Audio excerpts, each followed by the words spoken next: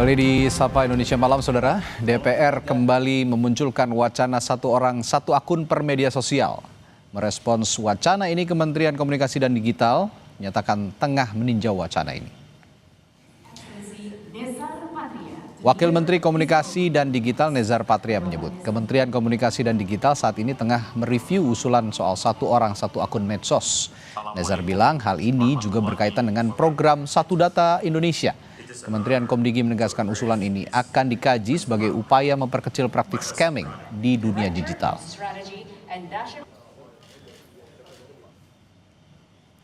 Kita lagi review itu karena itu terkait juga dengan program Satu Data Indonesia itu ya. Ya, itu salah satu solusi dan kita lagi kaji sekian opsi yang intinya adalah untuk semakin memperkecil upaya-upaya scamming misalnya ya di dunia online kita, dan juga untuk memudahkan pengawasan kita terhadap disinformasi, hoax, dan lain-lain. Sebelumnya, Sekretaris Fraksi Partai Gerindra DPR RI Bambang Haryadi mengusulkan ide agar satu warga negara hanya punya satu akun media sosial tiap platform medsos untuk menghindari akun anonim maupun akun palsu. Bambang menyebut informasi yang disampaikan di media sosial harus dapat dipertanggungjawabkan. Ia juga menyoroti fenomena akun anonim dan buzzer alias pendengung yang belakangan ini memang marak berseliweran di berbagai media sosial. Bahkan kami berpendapat bahwa ke depan perlu juga single akun. Setiap warga negara hanya boleh memiliki satu akun. Baik itu kami belajar dari Swiss misalnya kan, satu warga negara hanya punya satu nomor telepon. Hanya satu punya akun sosmed. Karena untuk mengetahui bagaimana ke depan orang-orang yang memberikan informasi di sosial media dapat bertanggung jawab. Sementara pegiat medsos menilai usulan satu orang satu akun per medsos bukan solusi yang tepat. Usulan ini justru berpotensi melanggar hak digital warga. Saat ini banyak warga menggunakan akun media sosial yang berbeda untuk keperluan yang berbeda pula. Langkah ini juga tidak akan efektif mencegah penipuan online atau praktik buzzer. Ini sebetulnya terdengar sederhana gitu ya, tapi ini sebetulnya bukan solusi kalau kamu lihat ya, bahkan berisiko melanggar hak digital warga gitu, karena kita tahu banyak sekarang orang menggunakan akun media yang berbeda, media sosial yang berbeda itu untuk urusan kerja, pribadi, bisnis gitu, bahkan untuk melindungi diri dari serangan digital gitu ya. Dan dari sisi efektivitas juga kita lihat ini masih sangat lemah gitu, karena pelaku penipuan atau buzzer ini masih bisa menggunakan identitas palsu gitu ya, menggunakan VPN misalnya atau platform luar negeri ya yang memang belum diatur misalnya di Indonesia. Wacana satu orang satu akun per medsos, bagaimana pengaturannya? Akankah efektif untuk membatasi peredaran hoax maupun penipuan di ranah digital, atau justru akan membatasi hak-hak digital warga dalam berekspresi? Kita bahas bersama anggota DPR RI dari fraksi Partai Kebangkitan Bangsa Oleh Soleh dan pakar keamanan siber Pratama Persada. Selamat malam Bapak-Bapak. Malam Mas. Selamat malam. Iya, saya ke Pak Oleh dulu. Saya tahu Pak Oleh ini juga salah satu orang yang menyuarakan ini sejak beberapa waktu yang lalu ya, sebelum fraksi Partai Gerindra. Nah, jadi gimana pengaturannya Pak Oleh kalau misalnya usulannya satu warga, satu akun medsos, apakah berdasarkan nik, berdasarkan nomor telepon atau bagaimana? Sebenarnya pemikiran saya adalah bahwasanya dengan begitu bebasnya orang membuat medsos, akun fake tentunya, dan lebih-lebih yang sangat mengkhawatirkan itu adalah soal akun robot kan seperti buzzer itu. Gitu ya, banyak buzzer. Nah, kalau juga kita dipresentasikan, apakah nilai manfaat dari akun robot, akun fake dengan nilai madarat? Kalau ngelihat suasana sekarang hari ini, presentasinya lebih besar daripada madaratnya. Oke. Nah, kalau misalkan berbicara tadi soal bagaimana dengan kebebasan, orang ingin mengkritik tapi ada rasa takut. Ya. Orang pingin kritik tapi gak mau identitasnya terpublikasi. Nah, ini harus ada sebuah titik tengah di mana bagaimana kebebasan menyampaikan pendapat, kebebasan berekspresi, dan tentunya rakyat punya hak kontrol terhadap pemerintah, lembaga, dan semua kehidupan.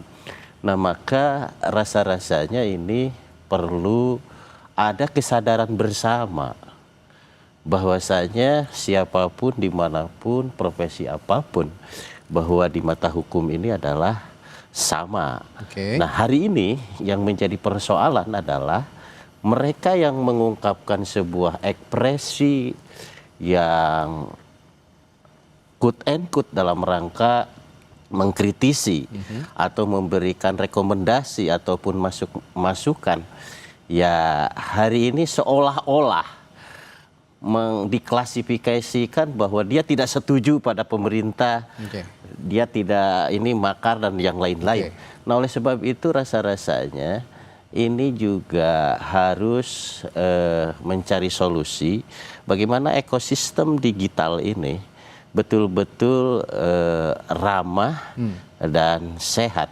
Nah, oleh sebab itu ketika saya lontarkan bahwa ada pembatasan second account, waktu itu bulan Juli kalau nggak salah, karena saya mengamati perilaku daripada pemilik akun-akun itu yang lebih kepada satu soal bagaimana penggiringan opini, penghasutan, bully, dan terutama adalah hoax. Nah, ini intensitasnya semakin tinggi. Dan ternyata kemarinlah seminggu yang lalu menjadi meledakkan seperti itu. Menurut Anda ya? Nah, oleh sebab itu rasa-rasanya ini harus menjadi konsen bersama seluruh elemen bangsa tentunya, dan terutama saya secara pribadi dan fraksi PKB menginginkan bagaimana ke depan ekosistem digital ini, medsos ini menjadi sehat. Kalaupun misalkan second account, misalkan kata netizen, kata influencer ini juga cukup mengkerangkeng mereka, maka saya lebih pada bagaimana mencari solusinya. Solusinya adalah bagaimana pembatasan akun tanpa ada alamat. Artinya bahwa setiap akun medsos harus jelas alamatnya. Sehingga kalau ada apa-apa bisa langsung diklarifikasi, diketahui, dan yang lain-lain. Tentu ini harus berproses, bertransformasi, karena kalau kita berkaca kepada negara-negara luar, ada negara luar yang tadinya memberlakukan satu akun, satu medsos, seperti di Swiss ya. Lalu kebebasan untuk mengkritiknya jadi kurang. Ada juga misalkan negara Cina yang memberlakukan satu akun satu orang, tetapi happy dan maju gitu, tidak ada hal-hal yang lain. Nah, ini juga harus ada win-win solusi. Tentu tidak ada sebuah sistem yang sempurna dan tidak ada sebuah hukum yang sempurna, tetapi mari kita bertransformasi menciptakan dunia digital yang lebih sehat dan tentunya lebih produktif. Ekosistem digital akan sehat menurut Anda dengan usulan seperti yang diutarakan Pak Oleh tadi? Ya gini, tujuannya mungkin bagus ya, karena kita lihat di Indonesia ini terlalu banyak buzzer gitu, terlalu banyak orang ngomong seenak udelnya sendiri gitu, terlalu banyak orang nggak bisa terverifikasi informasi yang diupload dalam media sosial dan lain-lain begitu. Sehingga mungkin maksudnya adalah kalau satu orang satu akun akan mudah nih melakukan penegakan hukum nih, karena jelas orangnya siapa, kemudian dia ada di mana, langsung ditangkap bisa misalkan. Kemudian yang kedua adalah scam, penipuan dan lain-lain gitu. Tentu akan sangat berkurang drastis sekali, karena orang akan ketahuan kalau dia nipu pakai media sosial, tentu akan ketahuan begitu ya. Dan ini sejalan juga dengan di Indonesia ini kan single identity kan mau diterapkan ya, kita pakai nik digital dan lain-lain begitu. Tetapi begini Mas Radi, kita lihat bahwa ketika orang melakukan berbagai macam aktivitas di Indonesia ini. Tadi Pak Soleh sudah mengatakan misalkan orang takut kebebasan ekspresinya terganggu gitu. Tetapi banyak orang, misalnya pelaku UMKM, itu dia memisahkan antara akun jualannya, kemudian akun pekerjaannya dan akun untuk keluarganya gitu ya kan. Jurnalis, dia membedakan antara akun untuk kerja dan akun untuk pribadinya dia. Dan banyak profesi-profesi lain di negara kita ini begitu yang mereka membutuhkan memang mutu pemisahan itu gitu ya kan. Sehingga kalau misalkan dibatasi nih satu orang hanya satu akun, bagaimana dengan orang-orang yang memang menggunakan akun media sosial ini untuk berbisnis dan yang lain-lain begitu ya kan. Sebenarnya begini, yang membuat kita kesel sama akun-akun media sosial yang bikin masalah itu adalah ketika mereka mengupload informasi-informasi yang hoax, membuat perpecahan dan lain-lain gitu. Kemudian ada akun-akun buzzer yang dia dengan dibayar kemudian mengupload sesuatu hal yang sebenarnya itu nggak benar tapi kelihatan benar karena begitu banyaknya orang yang melakukan retweet dan lain-lain begitu ya. Nah, kenapa kita berpikirnya nggak orang-orang itu aja yang ditangkap-tangkap? Trace-nya gimana? Kenapa kita? Nah, ini kan masalah teknologi ya, gitu. Ini masalah teknologi. Sebenarnya platform itu mereka memiliki teknologi untuk mengetahui mana akun yang fake, akun yang hoax dan akun yang memang didesain oleh robot gitu. Jelas itu misalkan ketahuan dia ngomongnya banyak nih, bergerombol nih gitu. Tapi dia followernya cuma 1 atau 2. Kemudian dia nggak pernah posting sesuatu. Dari situ tujuannya hanya tipe-tipenya kelihatan ya. Itu kelihatan sebenarnya gitu ya kan. Dan pemerintah pun kalau punya teknologi yang tepat gitu, itu bisa ngejar gitu. Dan sekarang ada ilmu namanya social network analysis.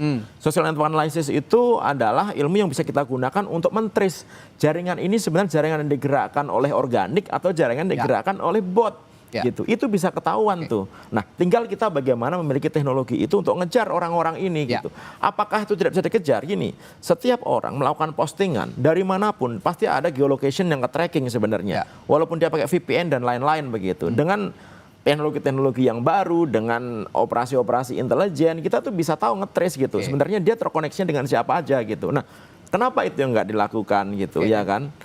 Dan kalau menurut saya ya, media sosial ini kan menjadi ajang buat siapa saja untuk berekspresi. Contohnya misalkan ketika ada seseorang yang mau menjadi whistleblower, kira-kira dia berani nggak ngomongin whistleblowernya itu pakai namanya sendiri, real akunnya sendiri? Saya nggak yakin dia berani. Gitu. Ya, ini dalam konteks banyak hal harus ada perspektif yang dikaji lagi. Dan satu hal lagi yang ingin saya tekankan bahwa peran penyedia platform digital yang saat ini beredar di Indonesia, media sosial maupun yang lainnya, ini juga minim tanggung jawab terhadap kontrol. Nah, ini yang juga saya ingin tekankan. Bagaimana mekanisme regulasi yang akan diterapkan selama ini kepada penyedia platform media digital, bagaimana pemerintah juga bisa tegas, terutama untuk mengontrol orang-orang yang tidak jelas tadi dalam tanda kutip. Saya akan bahas hal ini sesaat lagi di Sapa Indonesia Malam. Tetaplah bersama kami. Masih membicarakan wacana satu akun media sosial yang ada di Indonesia ini, usulan dari berbagai elemen termasuk juga di DPR yang meruncing akhir-akhir ini. Nah, tadi saya bertanya ke Pak Oleh juga. Pak Oleh, kalau kemarin ya kita mengacu kepada peristiwa Agustus lah ya, berbagai platform digital seperti tidak ada tanggung jawabnya untuk juga ikut meredam situasi ketika banyak sekali hoax, banyak sekali berita bohong, banyak sekali hasutan yang menyebar tapi tidak dikelola dengan baik oleh penyedia platform media sosial maupun platform digital. Kontrol dari pemerintah yang minim terhadap mereka. Apa yang Anda bisa utarakan soal ini? Ya, tentu saya secara pribadi dan tentu secara kelembagaan ya DPR ya sangat menyayangkan, karena pada dasarnya Undang-Undang ITE nomor 1 tahun 2024 yang baru memberikan sebuah keleluasaan kepada Komdigi untuk melakukan kontrol dan bahkan take down terhadap akun-akun yang melakukan kegiatan ilegal, baik itu hoax, penghasutan, dan yang lain-lain. Namun demikian, ini juga sepertinya Komdigi ada keraguan-raguan dan juga quote and quote tadi juga dibahas dalam RDP. Komdigi mengatakan dia hanya bisa men-take down 2 hal. Satu adalah soal judul, 2 adalah pornografi. Soal pornografi. Nah, yang lain-lain harus minta izin dulu kepada instansi terkait soal keamanan lah, stabilitas lah, politik lah. Itu adanya di Kemenhan. Nah, kita sebenarnya protes, Pak. Karena memang Komdigi sudah dibekali sabuk pengaman dalam rangka bagaimana kontrol ketat dan melakukan tindakan tegas terhadap akun-akun yang melakukan ilegal. Nah, ini kekecewaan kami. Dan ada satu hal mungkin ya, budaya di kita ini adalah sudah kejadian baru bertindak. Nah, ini juga kita sangat sayangkan. Nah, oleh sebab itu alasan filosofi saya barangkali menginspirasi ataupun mengajukan terhadap bagaimana agar ekosistem digital ini betul-betul sehat. Ya, itu tadi. Kita ambil saja kebijakan, jangan sampai ada ruang-ruang untuk melakukan kegiatan ilegal di dalam media sosial itu sendiri. Saya juga tadi mengkantor apa yang dibilang oleh Mas Pratama soal ada aktivitas lain selain buzzer-buzzer ataupun orang-orang tidak jelas itu, di mana mereka menggantungkan aktivitas hidupnya juga kepada akun media sosialnya, second account-nya, misalnya yang bisnis atau juga untuk unsur hiburan, seperti ada akun-akun binatang peliharaan begitu yang menghibur masyarakat. Ini juga kan punya hak untuk menikmati berekspresi dan menikmati aktivitas di media sosial. Bagaimana pengaturannya kalau begitu? Makanya tadi saya menyampaikan sebuah jalan tengah. Kalau memang keberatan masyarakat untuk dibatasi satu orang satu akun, ya sudah, jalan tengahnya adalah pembuatan akunnya satu kepada platform digital, tidak menyediakan sebuah kolom untuk membuat multi akun dalam satu email, dalam satu nomor telepon dan yang lain-lain. Yang keduanya bagi user tentunya dia membuat akun medsosnya itu tadi dengan alamat jelas, dengan identitas jelas, terserah. Bisakah menggunakan KTP, NIK, atau mungkin nanti Bu Menteri katakan bahwa akan ada lagi bagaimana agar kartu-kartu WA, kartu telepon ini mau dirapihkan. Tidak lagi ada kartu-kartu yang satu kali pakai lalu buang. Nah, pasca bayar mungkin lebih aman karena ada identitas. Lebih maju lagi kalau misalkan membuat sebuah akun media sosial menggunakan retina, tapi itu kan terlalu jauh kan. Nah, oleh sebab itu maka jalan tengah barangkali nanti mudah-mudahan ini mendapat dukungan bersama, bagaimana setiap akun-akun media sosial di TikTok, di IG, di Facebook, di YouTube, di Shoot tadi yang lain-lainnya itu menyertakan alamat jelas, pemilik jelas. Itu saja barangkali. Pengaturannya bakal rumit gak kira-kira kalau kasusnya kayak gitu? Pasti rumit sekali gitu. Kenapa? Karena memang platform media sosial ini kan tidak didesain untuk kita memasukkan identitas yang benar ya gitu. Contohnya misalkan apakah kita dipaksa harus pakai KTP untuk daftar? Kan enggak. Apakah kita dipaksa untuk menggunakan nomor telepon kita sendiri untuk daftar? Enggak, kita bisa pakai nomor telepon yang tadi Pak Soleh bilang, kita beli, registrasi, udah itu kita buang, kita bisa gitu. Ya kan? Ini beda dengan misalkan ada platform namanya LinkedIn gitu. Kalau misalkan Anda mau levelnya naik, Anda scan pasport gitu. Sehingga terverified gitu ya. Itu gitu. yang lebih rapi mungkin itu bisa dijadikan alternatif tapi gitu. Kan Cina sekarang melakukan hal itu. Cina melakukan itu tapi bisa warganya tapi nggak terlalu suka Pak sebenarnya gitu. Warganya nggak terlalu suka. Kenapa? Karena dipaksa gitu untuk hanya menggunakan satu akun media sosial untuk satu orang. Nah, akhirnya mereka ngakalin juga dengan cara apa? Membuat akun dari luar negeri menggunakan VPN. Mereka beli nomor-nomor gratisan dari luar negeri untuk melakukan verifikasi. Mereka membuat email-email yang sekali pakai untuk membuat akun-akun lain begitu. Jadi memang banyak cara yang bisa digunakan orang untuk membuat akun-akun di media sosial ini. Sehingga sebenarnya gitu ini bisa kita cari yang tadi Pak Soleh bilang win-win solutionnya gitu. Dengan cara apa ya? Misalkan platform harus ngikutin aturan yang ada di Indonesia. Ya. Kemudian Komdigi juga harus mulai mengatur gitu bahwa SIM card itu jangan satu SIM card bisa untuk untuk bahkan sampai berapa ribu satu KTP untuk berapa ribu SIM card gitu ya kan. Ini kan perlu pengaturan lagi. Belum lagi kartu-kartu yang refurbished, kartu yang nggak dipakai ternyata bisa dijual lagi oleh operator sehingga digunakan orang lain lagi. Padahal dulu daftarnya pakai KTP-nya orang lain gitu. Nah ini kan hal yang memang harus dirapikan gitu. Tetapi secara fitrahnya saya setuju dengan apa yang DPR gitu, bahwa kita perlu membuat ekosistem media sosial kita ini enak untuk ditinggali, nyaman untuk ditinggali. Begitu ya gitu. Sehingga kita perlu melakukan langkah-langkah itu. Tetapi kalau langkahnya misalkan frontal gitu, misalkan udah pokoknya satu nik, satu KTP, kemudian hanya satu akun, wah itu nanti akan membuat kericuhan di negara kita nih. Oleh karena itu tadi yang saya bilang, kita contoh aja, pokoknya orang yang mau memverifikasi menggunakan KTP-nya ada level yang lebih tinggi lagi. Platform kita minta membuat ada level-level, ada fitur-fitur tertentu yang bisa diaktifkan kalau dia memverifikasi menggunakan data identitas yang benar. Ini bisa kemudian KTP itu nggak boleh kita serahkan untuk daftar ke platform, nggak boleh. Itu ada jalan tengahnya dengan perusahaan-perusahaan di Indonesia, PSRE gitu, sertifikat digital yang bisa memberikan identitas QIC, Know Your Customer. Jadi mereka punya akses ke Dukcapil, tapi dia tidak ngambil data dari Dukcapilnya secara langsung, dia masking gitu, sehingga ketika daftar ke dalam platform itu sebenarnya daftar KTP yang beneran, tapi KTP-nya nggak disimpan di platform, misalnya kayak gitu tuh. Jadi ada berbagai macam teknologi yang sebenarnya bisa kita gunakan, plus juga kemampuan untuk penegakan hukum. Kenapa kemampuan untuk penegakan hukum?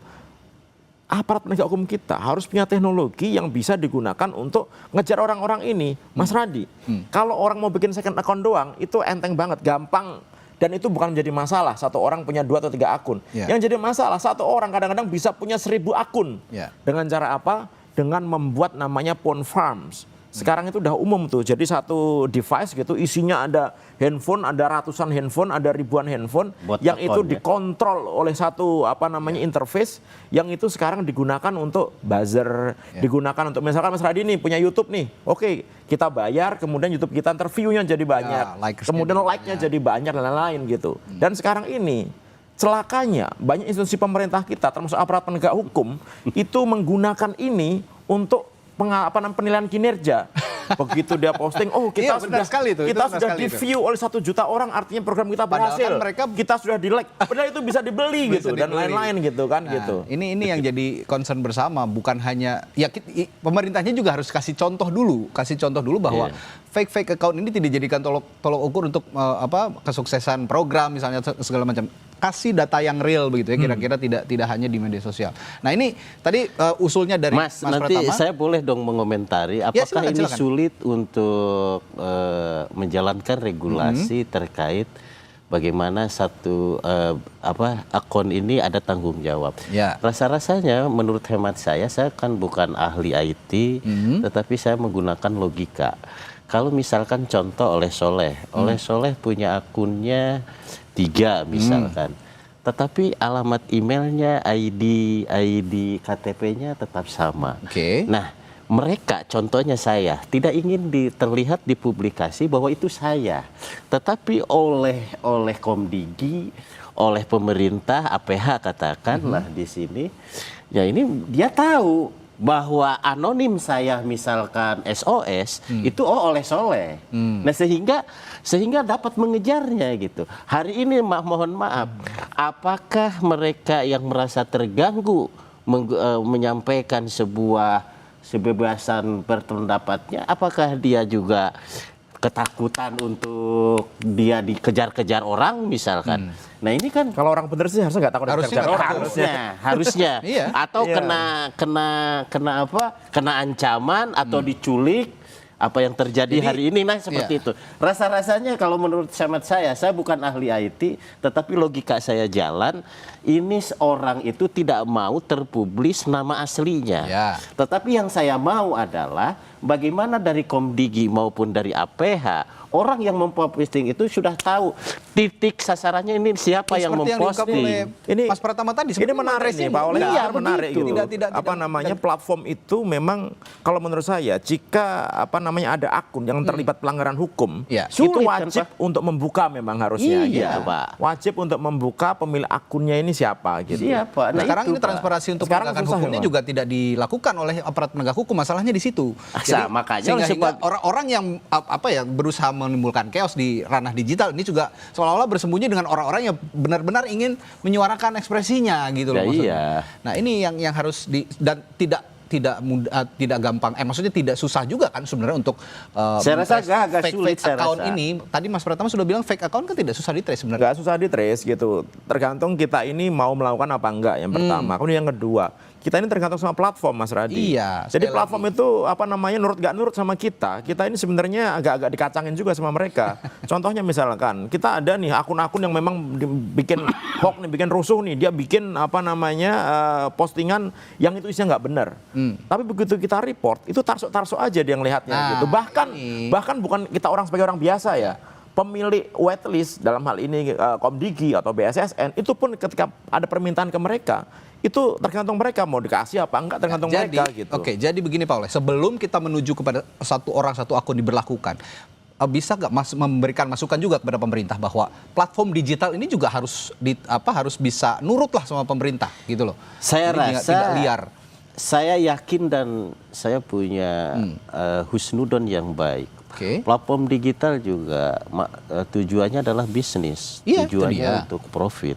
Kalau misalkan mereka tujuannya profit dan bisnis, beri dong kenyamanan untuk Indonesia. Rasa-rasanya dia di Indonesia harus tunduk pada hukum. Persoalannya adalah hari ini tidak ada sebuah regulasi yang mendorong Oke. kepada platform itu untuk tidak membuka ruang daripada platform itu untuk single account itu sendiri. Rasa-rasanya TikTok juga mau. Ketika saya melemparkan itu dia juga udah menyampaikan bahwa kami juga tidak sependapat dengan akun-akun itu. Ya. Dan dia Kenapa juga sulit sekali berusaha. menentukannya? Nah oleh sebab itu rasa-rasanya di dalam undang-undang besok yang hari ini sedang digodok, Ya. saya akan terus memperjuangkan bagaimana ekosistem digital ini betul-betul ramah. Tapi kita harus Terakhir, lihat, Mas Pratama, tapi kita sorry. harus lihat banyak masyarakat kita Oke. yang membutuhkan lebih dari satu akun Oke. dalam berkegiatan berkehidupannya. Ya, itu juga harus dipertimbangkan. Dan itu harus dipertimbangkan pelaku UMKM, pelaku media sosial yang memang Oke. dia suka memberikan masukan kepada pemerintah dan lain-lain kan gitu. Termasuk jurnalis tadi Ya, saya bilang ya. gitu. Oleh karena itu kita perlu membuat aturan gitu yang memang bagus untuk kita semua tapi tidak menghilangkan hak masyarakat untuk memberikan pendapat. Ini yang harus dipertimbangkan dan diskusinya memang tidak bisa 1 hari 2 hari seperti ini untuk membicarakan hal ini karena banyak sekali yang harus dibicarakan dan pihak-pihak terkait yang harus duduk bersama. Tapi intinya kita tangkap bahwa semangat ini adalah semangat yang positif. Ya semuanya untuk pasti menertibkan ingin ekosistem media digital sosial kita. itu menjadi tempat hidup yang enak buat semuanya Oke, gitu. kita sepakati hal Ya. itu di perbincangan malam hari ini. Terima kasih Mas Pratama, kasih. Mas Oleh Terima sudah kasih. berdiskusi malam hari ini di Sapa Indonesia Malam. Kita jumpa lain waktu. Selamat malam.